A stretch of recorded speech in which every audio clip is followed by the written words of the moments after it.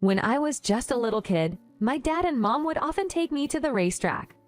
You might be thinking a family at a racetrack, but recent racetracks are very well maintained, with adorable ponies for kids to ride and even huge trampolines. Every morning, my mom would make a lavish three-tiered lunchbox, and hand in hand with my parents, I'd hop on the train.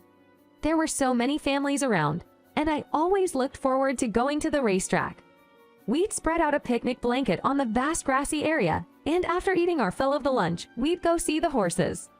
Being lifted up on my tall dad's shoulders, I could see the horses in the paddock so clearly. Every horse gleamed and looked at us with gentle eyes. For my dad back then, going to the racetrack was less about betting and more of a family event to watch his favorite horses. While watching the races together, my dad would tell me all kinds of stories. Stories like the sad tale of a horse that broke its leg during a race rushing desperately to the jockey it had thrown off, or the legendary story of an unimpressive horse from a small town becoming the winner of the National Derby, or even more thrilling than any fairy tales. You know, my dream was to go to Montana and work on a ranch. My dad was really against it, and I gave it up. My dad, following in my grandpa's footsteps, worked as a head carpenter. Though he was proud of his current job, there was a hint of sadness when he talked about his childhood dream. Then a decade passed, and a tragedy struck when I was 15 in winter. Walking home from work one night, my dad was hit by a car coming from behind. Thankfully, it wasn't life-threatening, but he'd badly injured his right leg and started to limp ever since the accident. He couldn't continue his carpentry work in that condition. Despite diligently attending physiotherapy, his leg wouldn't cooperate. Eventually, he grew weary of the physical therapy, and I had to drag him to the hospital. "All right, Dad, I'll be waiting in the library as usual. Hang in there for the therapy." Saying that, my dad gave a weak smile. Looking at his retreating figure heading to the therapy room, he seemed so much smaller. I felt a deep sadness. The once robust and dependable dad seemed so worn out in just 3 months after the accident. I almost burst into tears, but collected myself and headed to the hospital's library. This hospital had a small library specifically for inpatients. Located near the therapy room and part of the pediatric ward, it was a great place to kill time. Though I wasn't a patient, I had made friends with a little girl, which allowed me special access. "Ah, you're here. Kathy, over here." Sophie called out to me.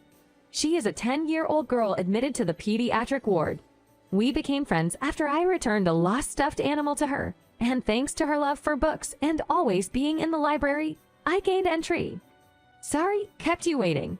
As I sat in front of Sophie, she shook her head and gave a bright smile. "Not at all. Did you bring the picture book?" Blushing with anticipation, Sophie asked that. Suddenly feeling shy, I replied, "I brought it, but it's really amateurish. You're getting my hopes up and it's kind of embarrassing." Seeing my hesitance, Sophie laughed. "It's okay. I love your drawings." Encouraged by her innocent smile, I took out the picture book I had created. I love drawing, and my dream was to become a children's book author. Last time, when I showed Sophie my drawings, she liked them so much that I accidentally mentioned the picture book I was working on. She begged to see it, so I brought it today.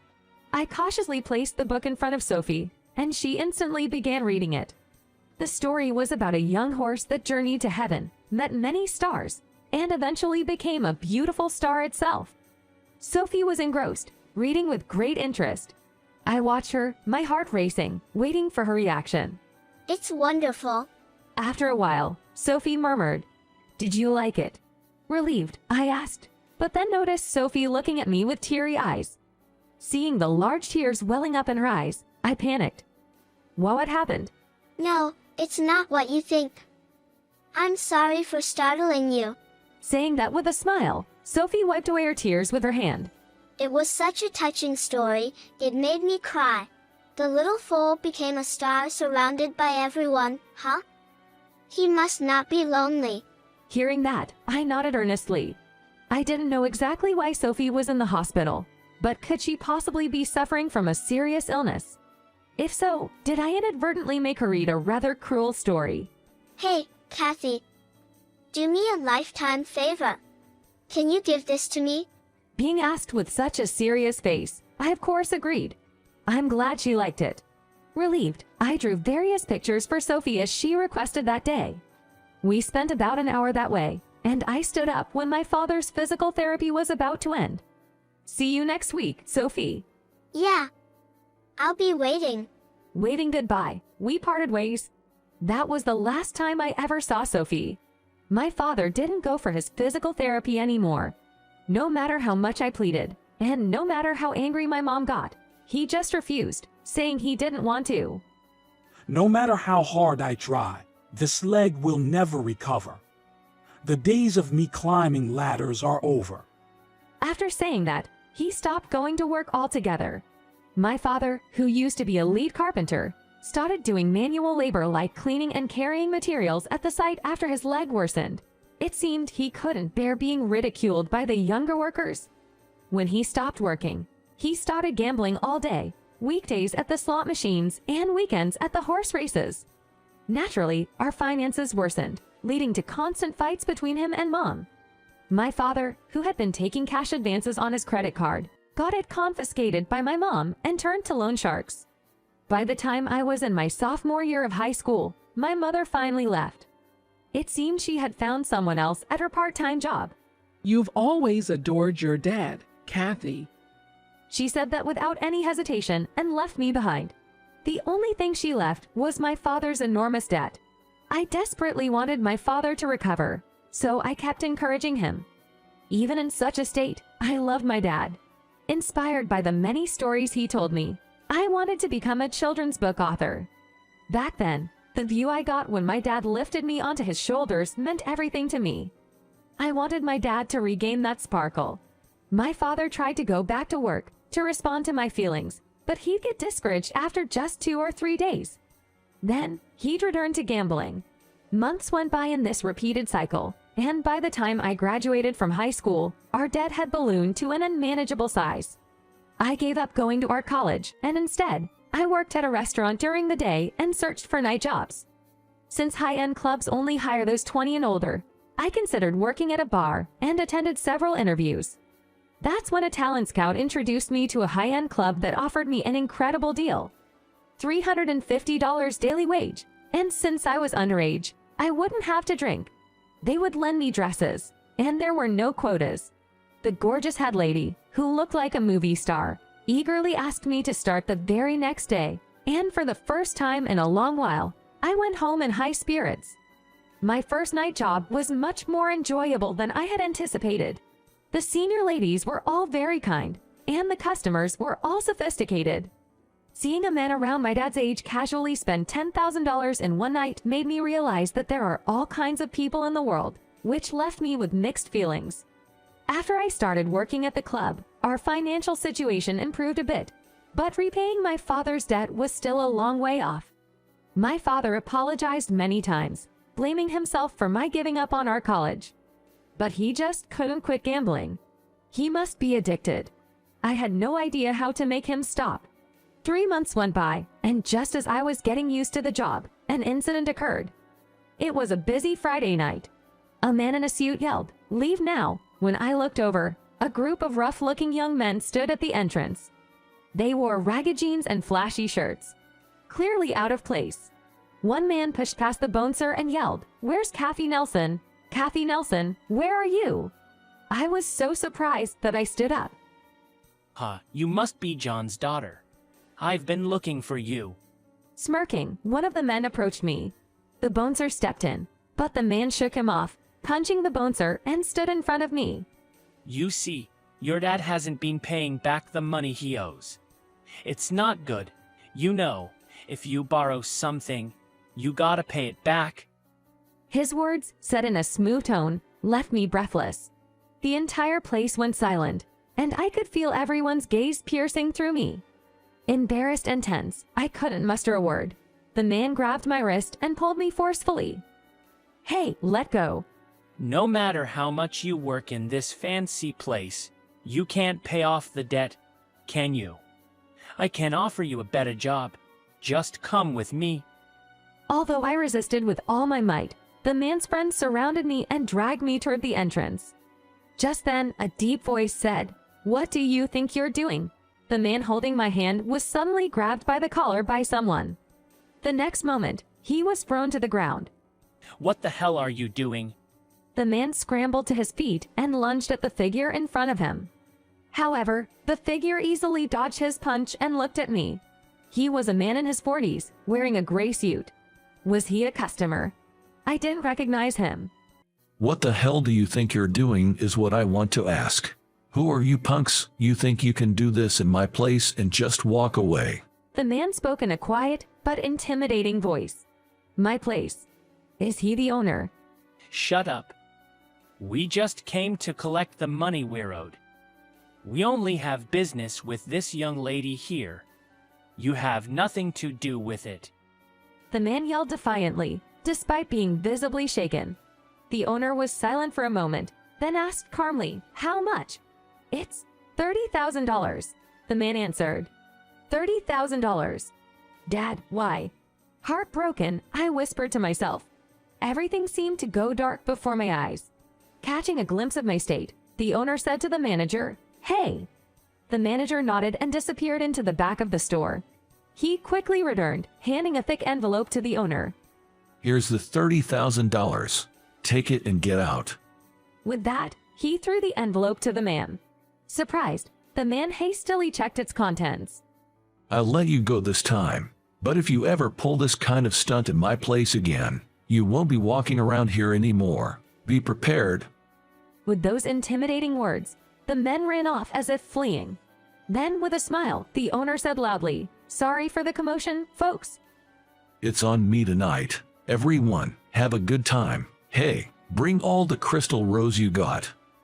Following his orders, the bouncers distributed champagne bottles to every table.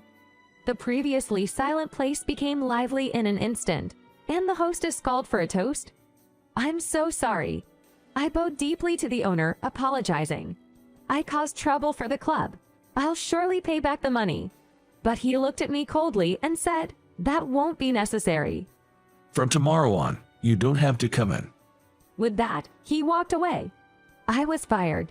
The next day, when I came home from my afternoon shift, the owner was there, sitting opposite my dad in our worn-out living room. I was taken aback when I saw several thick envelopes on the table. Realizing their implications, I hurried into the room. "Dad, this." Picking up one of the envelopes and checking its contents, it was filled with bundles of banknotes as I suspected. I've settled all your dad's debts. I've also offered him a new job. I told him I want you as my wife. He said calmly and plainly. I was at a loss, not understanding what he meant. All I could do was stare back and forth between the owner and my dad. You see, he got me a gig at a ranch in Montana that a friend of him owns. My dad added in a soft voice, "Mr. Edwards." So his name is Mr. Edwards. I realized I didn't even know the owner's name. Me becoming this man's wife, even though I just met him yesterday. It felt so absurd I almost laughed out loud. What kind of joke is this? Here's $100,000. After paying off your debts, there'd still be enough left to settle down in Montana. Doesn't sound like a bad deal, right? Edwards spoke in his usual calm voice. Dad glanced at me briefly, then pushed back the envelope towards Edwards. I appreciate the offer, but no thanks. No matter how much of a mess I've been, I can't sell off my daughter, who's been supporting me all this time. That would make me worse than an animal. In the end, he shouted, glaring at Edwards. Edwards looked at me intensely, his eyes silently asking, "What's your decision?"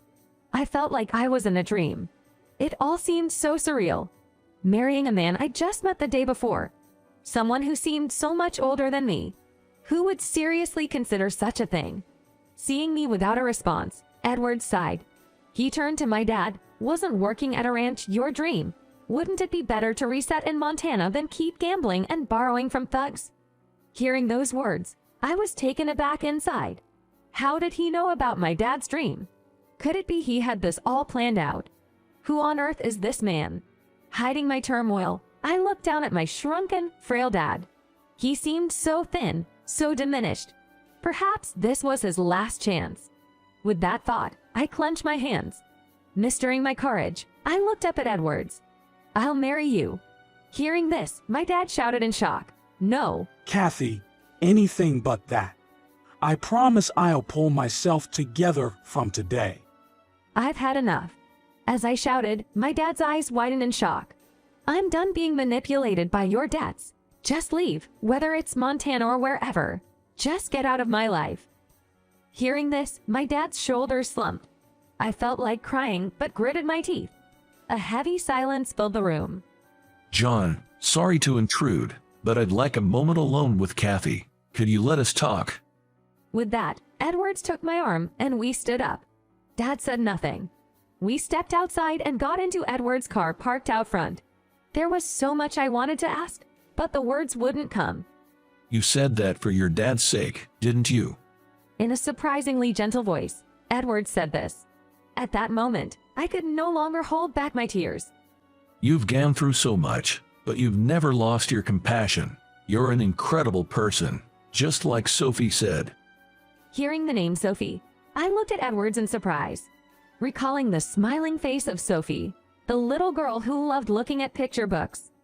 "Sophie, you mean that little Sophie? How do you know her? Who are you?" As I got excited, Edwards, with a gentle smile, began to explain. Sophie was my daughter. She passed away from leukemia a year after meeting you. In a voice tinged with deep sorrow, he continued. I heard about you every day from her. She was overjoyed to have met her very first friend in you. She seemed genuinely happy every day after meeting you. With that, Edwards took a book out of his bag and handed it to me. It was a picture book I had given Sophie a long time ago. She read that book every day. She called it her treasure. Thanks to that book, my 10-year-old girl wasn't afraid of death. She believed she was turning into a beautiful star and went to heaven. Recalling that time, there was a tremble in Edward's voice. Can you imagine how grateful I am to you? Sophie was worried about you after you guys parted ways. I promised her I'd check on you, so I asked the nurses about you, then had one of my guys find out more about you. About me? Yep, I easily found out about your family situation. It's like the saying, takes one to know one. Given my line of work, I have plenty of contacts in that world. It didn't take me long to find out about your dad's gambling addiction and his debts. Saying this, Edwards looked at me with a mix of pity and understanding. I told Sophie that you moved to a distant city, Kathy. I couldn't tell her that her dear friend Kathy was struggling because of her father's debts. But before Sophie passed away, she told me, Daddy, please help Kathy. It was surprising. She must have felt something. Thinking about what he said, memories of the past rushed back to me. I don't remember telling Sophie in detail about my family, but I might have mentioned something about my father. After Sophie passed, my wife left. She said she couldn't bear living with me because it reminded her of Sophie. I've been searching for you ever since because of Sophie's last wish. I knew you were looking for a night job, so I had my scout approach you. I offered an underage girl like you an extraordinary salary, hoping it would help a bit. But after what happened yesterday, I can't just stand by any longer. With that, Mr. Edwards gazed at me intently. Kathy, I'm not asking you to love me. If you're uncomfortable with an old man like me, I promise not to touch you. Think of me as a father figure, but please, let me make you happy. Stunned, I just stared back at him, wondering, why is he going to such lengths for a stranger like me, just because of Sophie's wish? Even though he couldn't hear my thoughts, Mr. Edwards looked away and said shyly, You might not believe me. You might find it creepy, but I've grown fond of you. The more I got to know you, the more I was drawn to your strong-willed nature. It's not just out of pity that I'm proposing. Seeing a grown man blushing like that made me blush too. I didn't love him. How could I have feelings for someone I just met yesterday? But I believed he was a good person. 5 years later, thanks to Henry Edwards, I was able to attend a vocational school and now work at a small company creating children's books. I'm going to be late. As I opened the door to the living room, there was Henry, sitting on the couch, amusing our daughter, Julie, who gave me a mock-exasperated look. Kathy, you're late every day. Not the best mom, huh? Lifting Julie up in the air, Her joyful giggles filled the room. Just then, the doorbell rang, and upon answering, the babysitter greeted us with a good morning and stepped inside. Sorry and thank you. I'll be back by 6 p.m. After saying that, the babysitter replied with a nod and a smile. Bye, Henry. Bye, Julie. See you later. I gave Julie a kiss on the forehead and pecked Henry on the cheek. The ever-shy Henry turned beach red. The babysitter commented, "You two are such a lovely couple." Over the years, Henry cherished and loved me more than I could have asked for. Falling for him was inevitable. I still remember how the usually stoic Henry openly wept in the hospital when our daughter Julie was born 2 years ago. My father is living well in Montana. The photos he sends every month show the robust man he once was. I live each day with gratitude for the mysterious bond forged, thanks to Sophie. Every time I look up at the starry night sky, I search for Sophie's star.